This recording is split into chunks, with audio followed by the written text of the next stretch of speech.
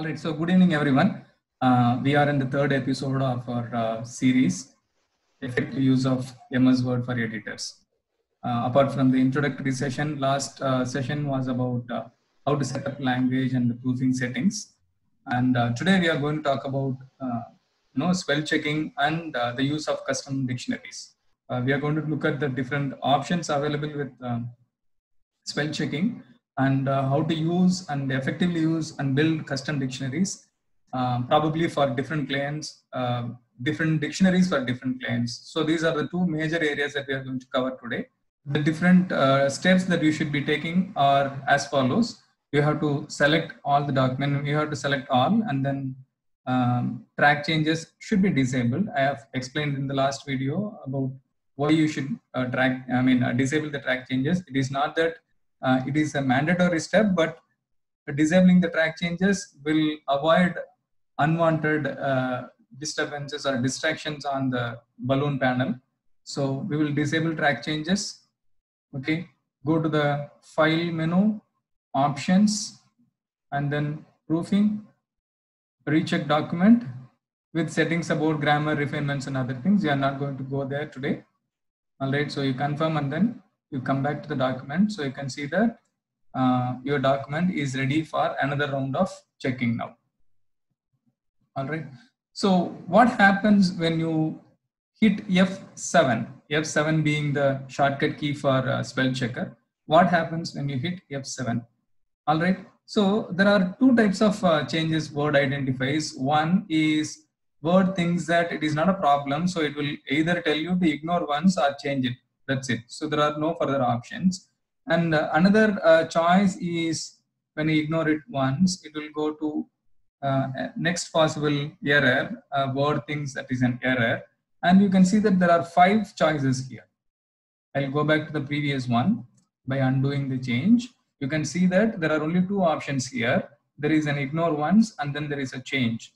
You can go to, you can choose change and accept the alternative proposed by MS Word, or you can ignore once because sometimes MS Word throws false positive comments. So you can ignore that. All right, so both are possible. No, okay, I'm sorry. All right, I realize I did not share my screen all through. Okay, so what I'll do is,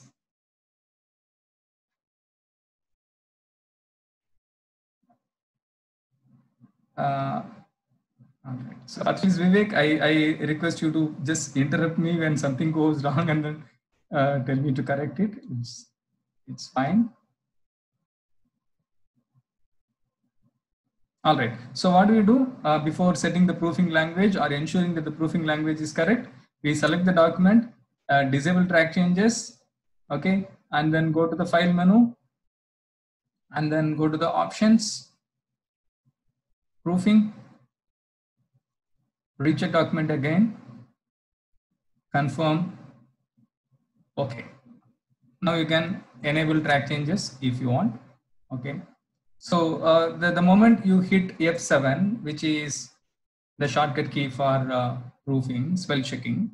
Okay, so there are 2 types of errors that MS Word identifies. One is problems where, okay, there are 5 choices here with respect to the error that Word identified here. It identifies ISE as something illegal in the sense from a grammar point of view. It is not a word, so it thinks it suggests that I should be changing it to something else. So there are 5 choices here: ignore once, ignore all, add, change, or change all. And currently I'm going to simply ignore here and then move on to another type of problem where Word thinks that it is more of a style change, and then it also gives you some explanation as to why there is a why this in this particular instance is identified for you. All right.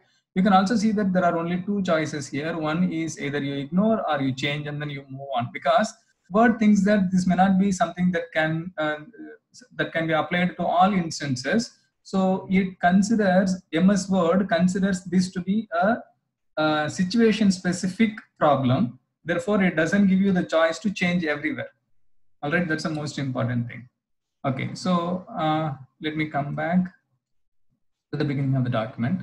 You can do this simply by undoing, because when you say, ignore all or any of these 5 choices, Word has performed an action. You can undo that and you can go back to the previous step at any point of time. All right. So with that quick introduction, again, so what are these 5 choices mean? Okay, it may be a very basic information. It may be very basic information, but let me take a few minutes to explain them. Ignore once is indicating to the Word that I should not consider this recommendation only for this instance. Okay, why is it needed? We might be thinking we can change it or we can ignore it everywhere. Okay, so both of these choices are available, as you can see here. Now let's consider a document wherein I have created a document to indicate the differences between American spelling and British spelling. Okay, the variants. All right. So I will be possibly using 2 variants of the same word. Let's take the example of colored or labor. All right, it will have LABOUR whenever I am referring to the American spelling, and LABOR when I refer to the British variant. All right. So what happens? This is a document where you would not want to ignore or change the word in all these instances, because you realize that deliberately there is an inconsistency if you want to perceive it that way. So you do not want to change it everywhere. So what you can do is, if you are sure that this particular word should not be shown to you again in this document as an error, you ignore once or ignore all. If you are confident about this particular word not to be shown again, you can simply say ignore all.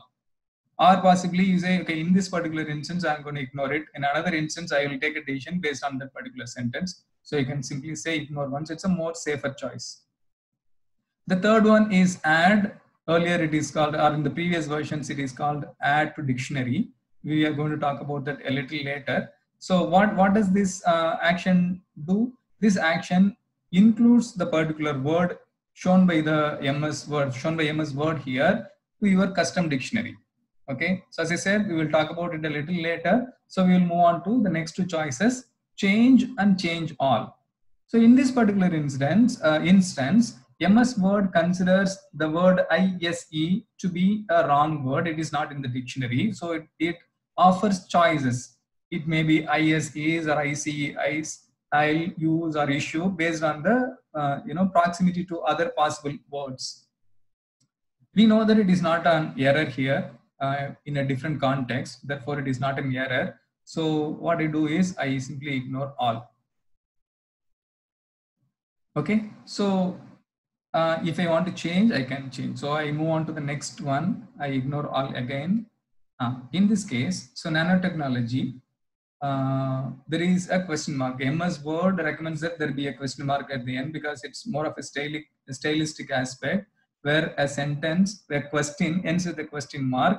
But sometimes we know that a lot of sentences that Word considers a question may not be really a question. It could be an indirect question. So Word is not really confident about that. So that's a difference between these blue wavy underlines and the red wavy underlines anywhere else. Here you can see there is a red wavy underline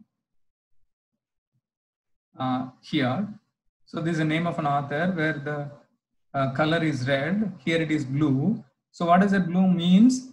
It means that MS Word is probably thinking that this is an error. It is thinking that it is probably an error, may not be. So it leaves you to make a decision. Of course, in all the places we make decisions, but in this case, even MS Word itself is not really confident about it. So it says, okay, you take care of Ba.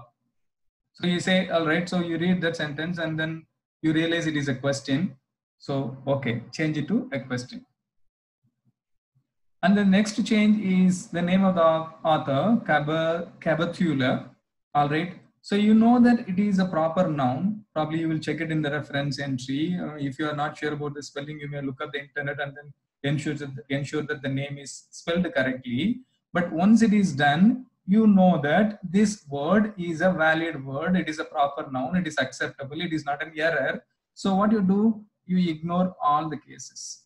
So the next time in this instance of using this Word document, until you recheck the document, until you tell the Word to recheck the document, this word for this particular document will be considered a valid word.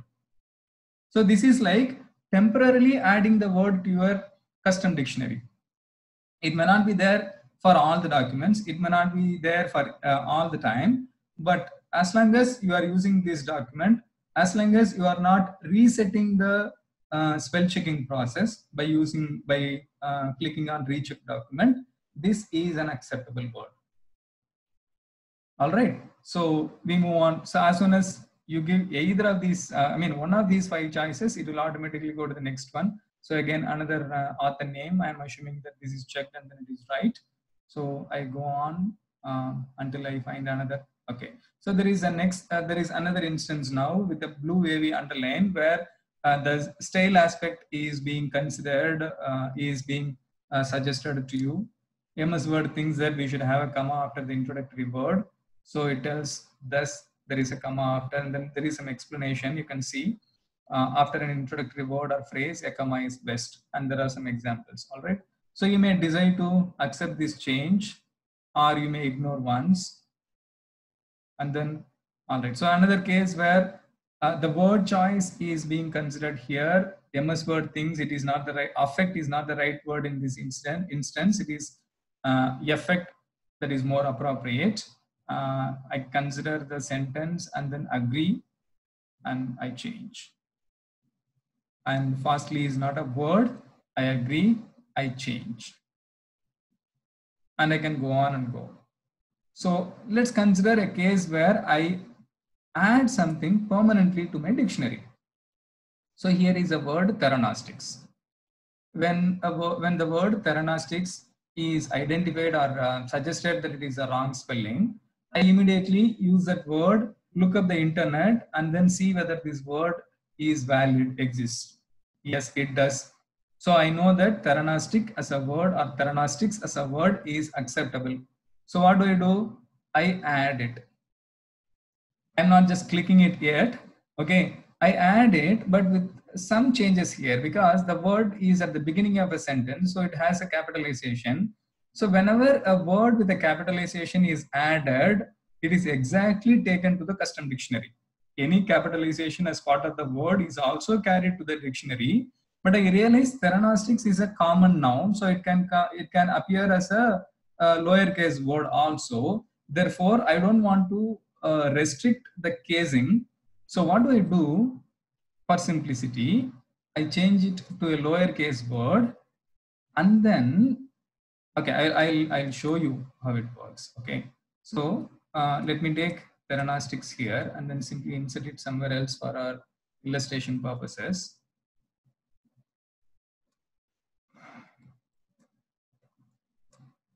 Okay, so this case it is lowercase. This time it is lowercase. Now, when I am here and then accept this and then coming to theranostics, I'm going to add this word to the dictionary and see that the same word with a lowercase is still considered an error. This is exactly what I was explaining earlier. If you accept a word with a casing or any other specific formatting in it, MS Word will carry all the casing and format related information to its custom dictionary. Therefore, so now what I do, I'll use this word somewhere here. So the lowercase word appears earlier. Now I'm going to run the spell checker and accept the word with the lowercase format. You can see that the uppercase format is automatically accepted as a valid word. Did you notice that? If you haven't, I'll redo it.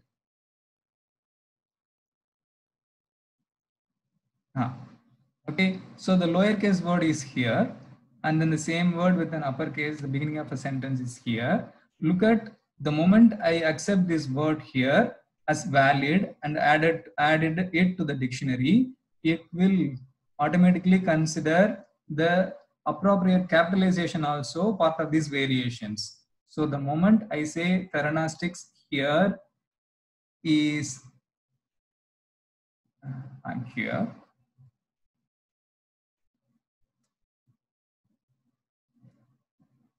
Okay, so it is about the seniority.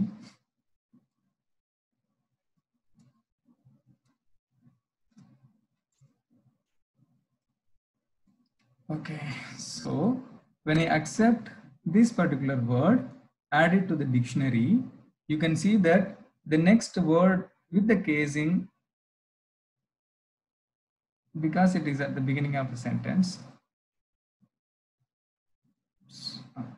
So because it is at the beginning of the sentence, it's going to be added to the dictionary as well.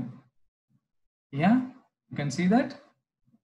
So that is the most important thing when you consider adding a common noun to your dictionary. On the other hand, proper nouns are not a problem. For example, my name Murugaraj is considered a wrong word here because my name is not part of the dictionary. So every instance of Murugaraj will be, shown as an error. But on the other hand, there may be a very remote choice that I'll be using my name with the lowercase m. Therefore, Murugaraj with an m can be accepted as okay or added to the dictionary. Therefore, the casing is not really a concern here. Okay, so let me ratio.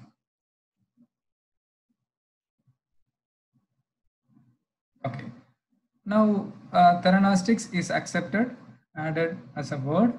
So we move on to the next word, nanotheranostics. All right, so nanotheranostics, you may not have noticed it. We are here. The word under consideration now is nanotheranostics. I have already validated the correctness of the word theranostics. I can see that nano is a prefix added to it, and which is a valid word in nanomaterial technology or nanomaterial domain. Therefore, I am going to accept this as a valid word. So I am going to accept this or ignore all. Either of them I can do, depending on whether I'm going to, I need to say this for my later references for other documents as well or not.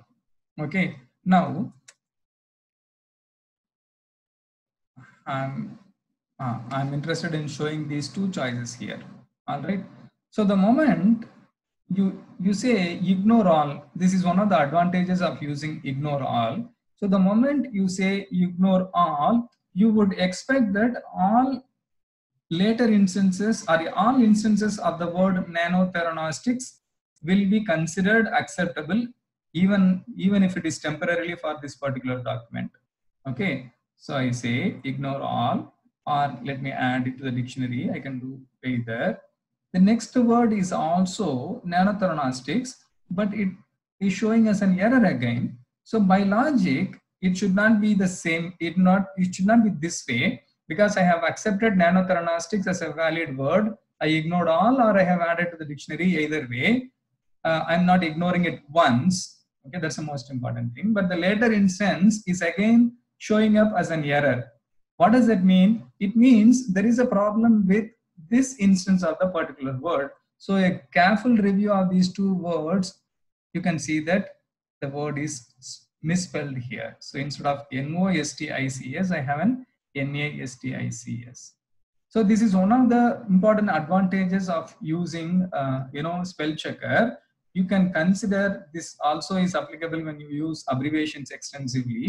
So when you ignore all of a particular word or add something to a dictionary, you can, if you come across a similar looking word showing up as an error, you should not simply shrug off and then move. Okay, so that is an instance where something could have gone wrong with minor variations to the spelling here or there. So this is not exactly the word that we have already accepted or ignored everywhere.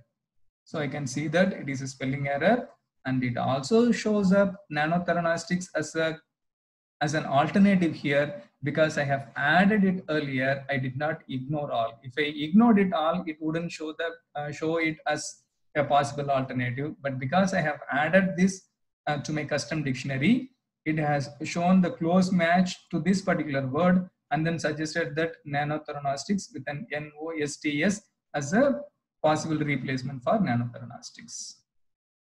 So yes, I change. Now coming to the question of change all, should I go ahead changing it all? Because if nanotheranostics with an A spelling appears in 22 instances, all right, why spend time unnecessarily going hitting, change in all these 22 instances? Can I do it all? Yes, you can do it all, but there are some possible problems associated with it. One of them is it is customary not to change conventions or preferences within quoted material. Sometimes even errors, minor variations or minor errors, style variations are also accepted within quoted information. Anything that was previously published and taken here and reproduced. There may be a word, there may be an instance of this particular word in that quoted material. Okay, your customer would have asked you not to change anything at all in your quoted information, in the quoted text. However wrong it may be. Ultimately, you may probably use a SIC with a square bracket to indicate that there is some problem. Or there may be earlier published articles, scholarly articles with a spelling variation. Okay, so if you change all, it will change every single instance in this document. So it might possibly create a problem in a later stage. Of course, nowadays DOIs are more common. Digital object identifiers are very common. Many of these, many of these academic publishers, especially journal publishers, have moved from quoting the entire, information reference entries to DOI, digital object identifiers. But again, for our illustrative purposes, it is very important that we understand that changing all might change every single instance where in one of these cases it could be needed. For example, let's consider that I am creating a document where I am illustrating the differences, whatever I am saying here. So I want to have an occurrence of theranostics with an A as a wrong choice, of word here. This is needed here, right? This particular word, nanotheranostics, is needed here because I wanted to use this to illustrate how a word checker can be helpful in identifying minor variations to the spelling. If I have accepted this in an earlier instance, what would have happened?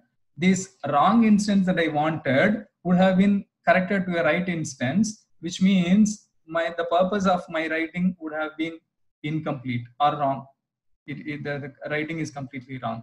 So there are situations where you do not want them to be changed. And therefore, I always prefer, maybe I'm so paranoid about making a mistake, I seldom use change all. Be it in spell check or be it in find and replace. We are going to talk about find and replace maybe down the line a couple of sessions later. There are interesting and laughable moments where the copy editor used find and replace to make wholesale changes, ended up making a lot of errors. Okay, so I'm really against using change all to change all the spelling, but again it is up to you because it is an option that is available. If you are 150% or probably 200% sure that it is acceptable, you wouldn't end up making any errors, you can go ahead very much. All right. So now then we have talked about these 5 possibilities of spell checking. Let's focus our attention to our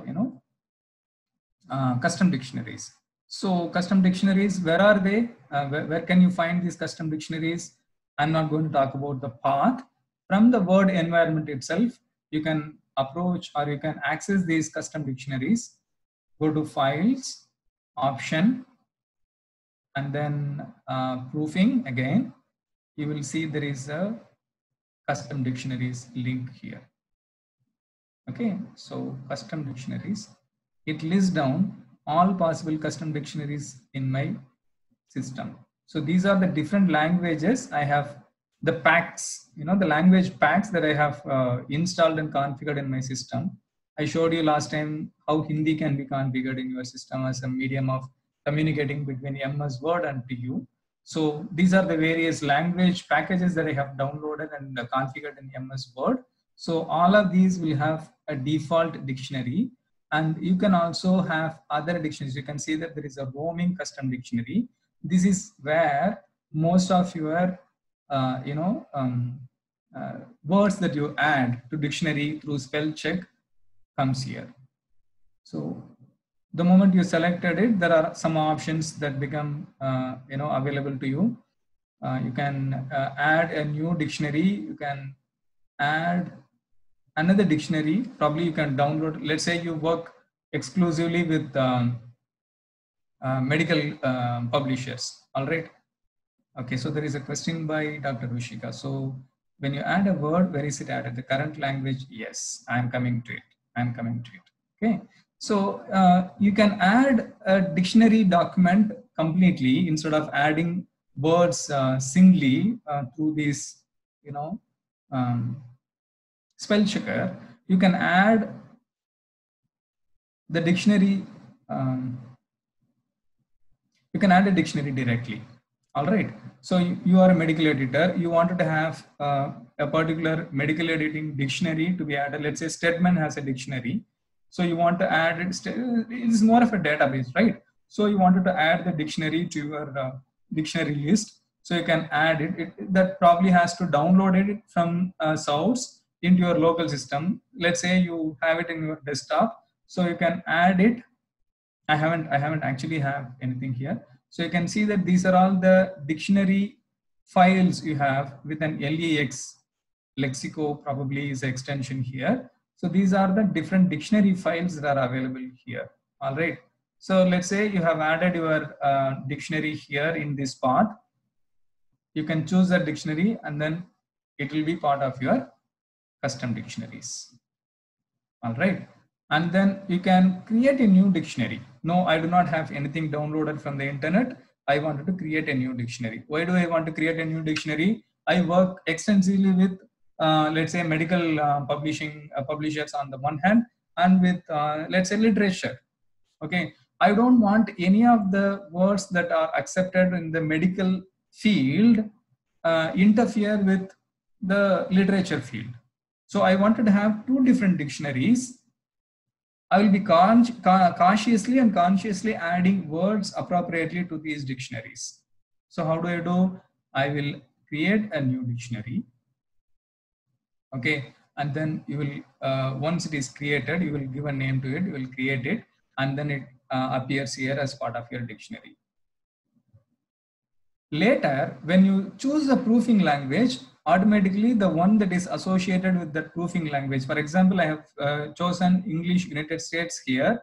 So I have English United States, or the default is, as you can see, it is given in the brackets here, parenthetical information as default. So you can change it to something else as default. All right. Should have an option to change it to. This should enable, this should be available here by this time. Okay, no.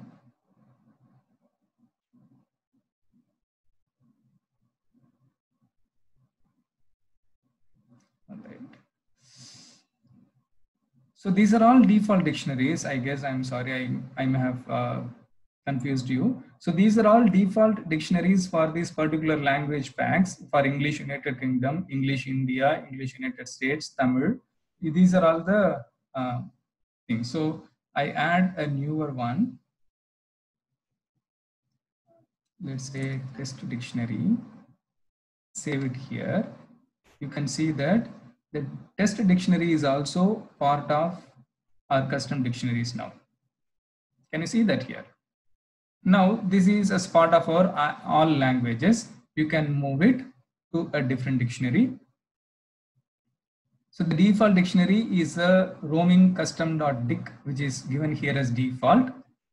This is a default dictionary. You can change it.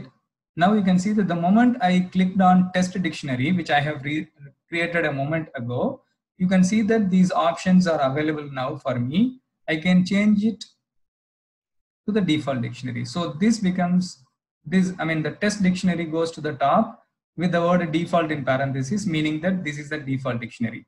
So any word that I add now as part of my spell checking process will go to this test dictionary.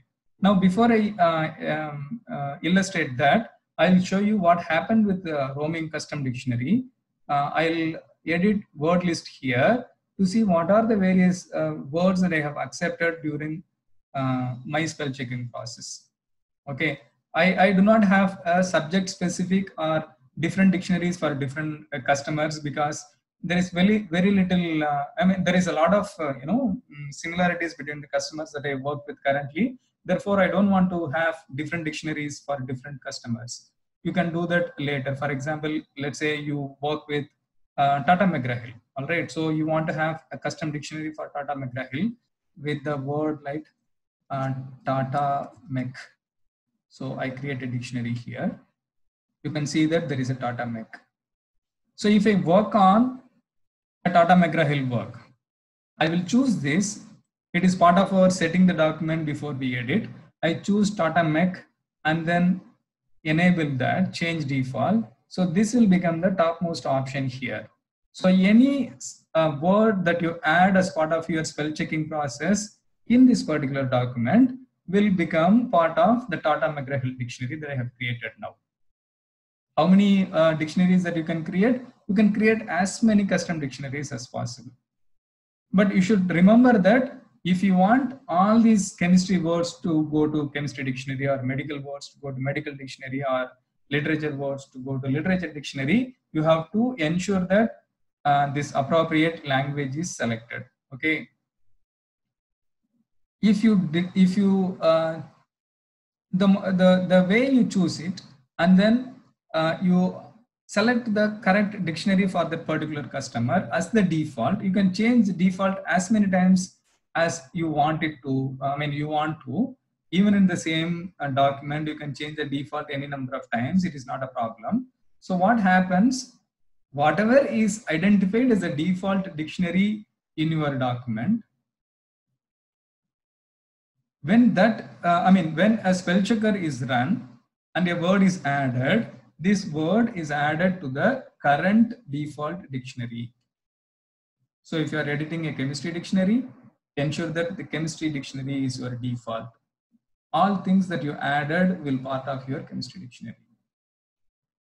Next, I completed this work. I moved on to a literature, article.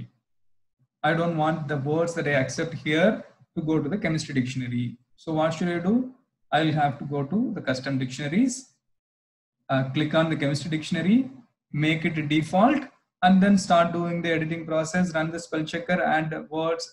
You don't have to worry about any further about whether this word will go to the chemistry dictionary or literature dictionary, because you have specifically changed the default dictionary to the literature one. So all the words that you add as part of your spell check process here will go to the default dictionary, which is a literature one. Now, one more thing to add here. So you can remove, obviously these are all some choices. So you can remove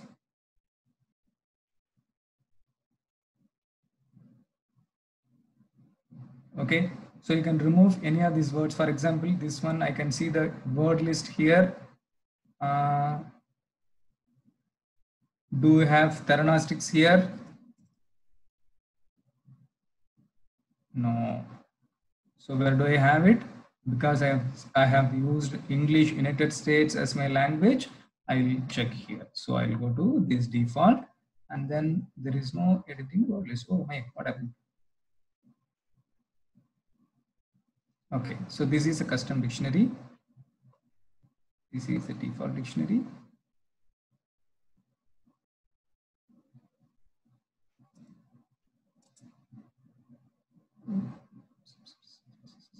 What happened? Okay, so before I troubleshoot that, I'll talk about these options.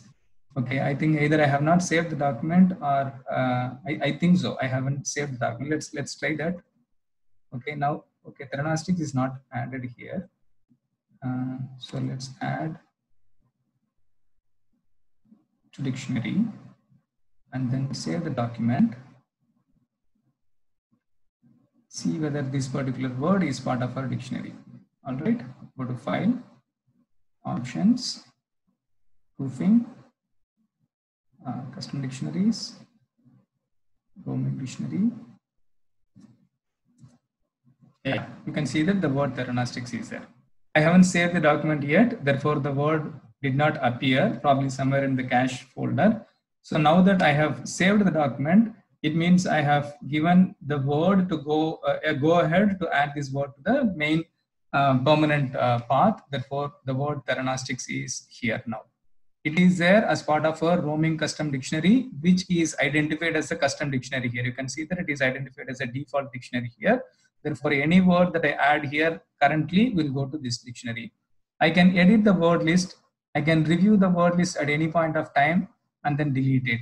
Or you can create a Word document or even a text document. Have a list of words that you want to add it to it.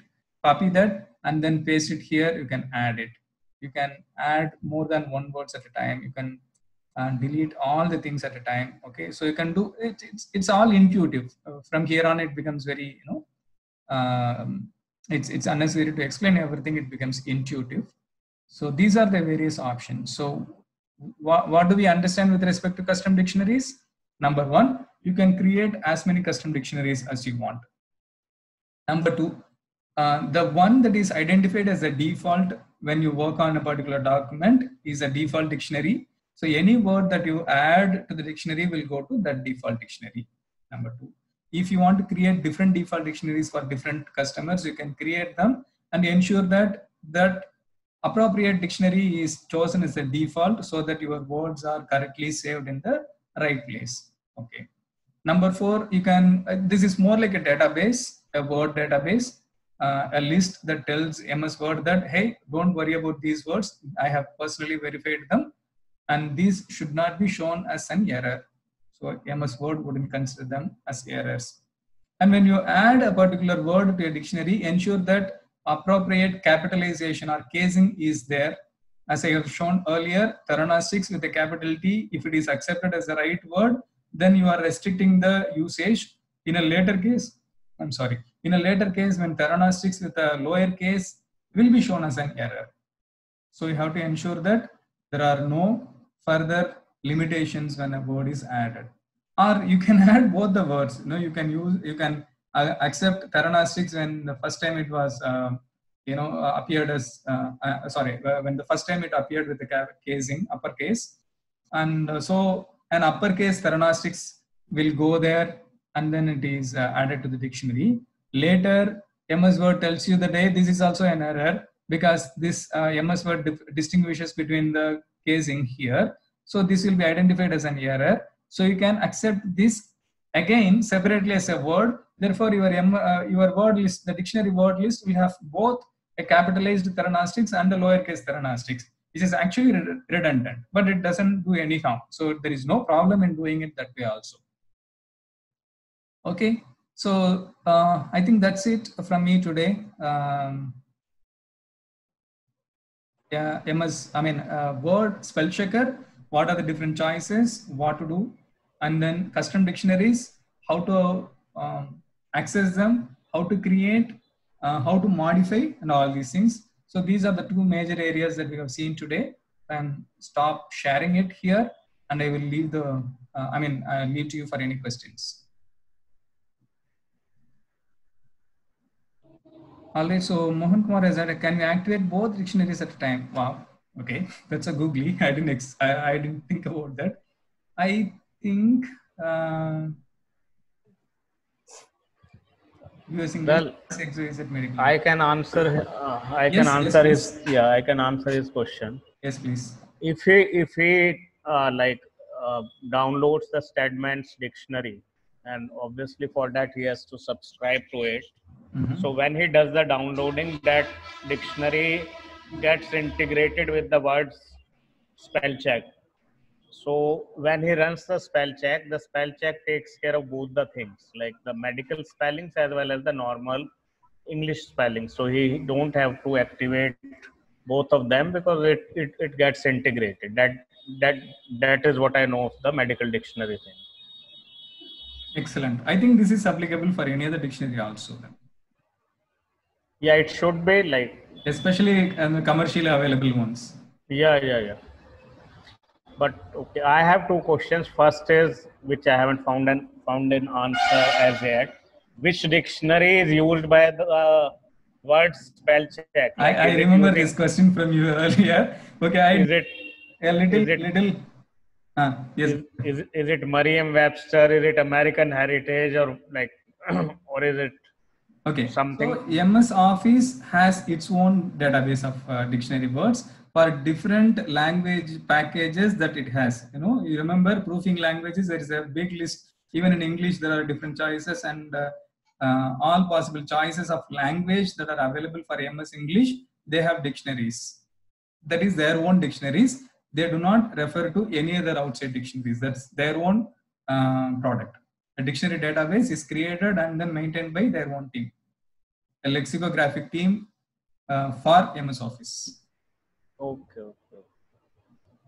And second question is, like, sometimes when I'm running a spell check, it runs fine, but as soon as I reach the comments section, somehow the language changes, like it becomes French or Italian, and I get a message that the MS Word doesn't have this particular language. And so how do I carry out the spell check for those comments?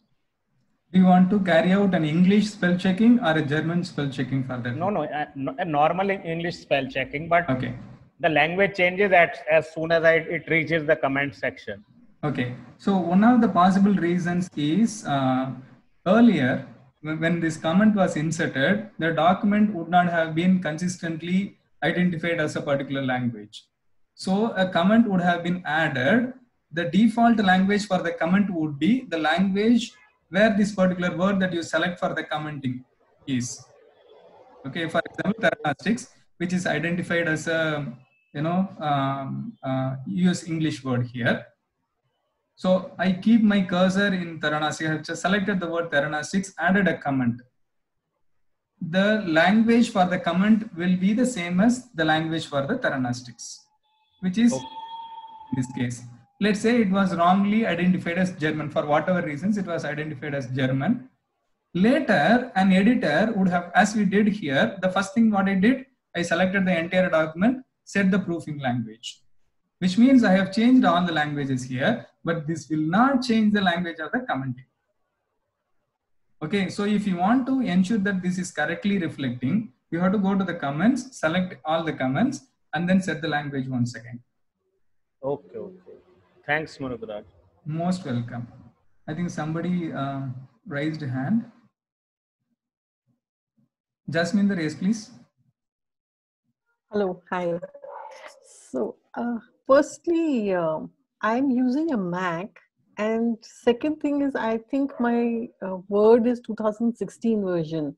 Okay. So when you say find your spell check and all that, I can't find it. Okay, I have to agree that I haven't worked on Mac yet, but I think so. Can I do one thing? So what you are trying to say here is that, so what are the options and the paths that I have explained to you? Yes. Using Windows. Yes. You are not able to translate into Mac, right? Yes, I can understand what you're saying, but when I want to apply it, I can't find it. All right, so I can find an appropriate article, to answer your question and share it in our ICF forum there. Thank you. That will be excellent. Most welcome. All right, it was fantastic, especially today with Vivek taking care of the co-host part, where accepting people as they come in and then managing other areas. It was, I was really able to focus on what I was saying. Earlier, it was like when as I speak, when somebody comes in, my attention immediately goes, and I was like, what is happening there? So I think with Vivek's support here as a co-host, it went much better today. Thank you very much, Vivek.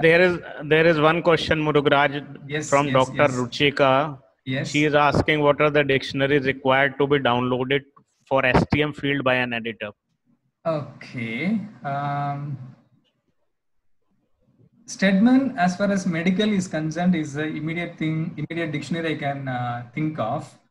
I will take this also as my follow-up question, and then follow this with my, with answers in our ICF forum. Thank you all, and thank you, Vivek, for being a great support here. And looking forward to talking to you all in yet another session on MS Word in a couple of weeks' time from now on. We will see you in first week of July. Yes. Yeah. And the next session will be by Michelle, and it will be like about rates, how to charge.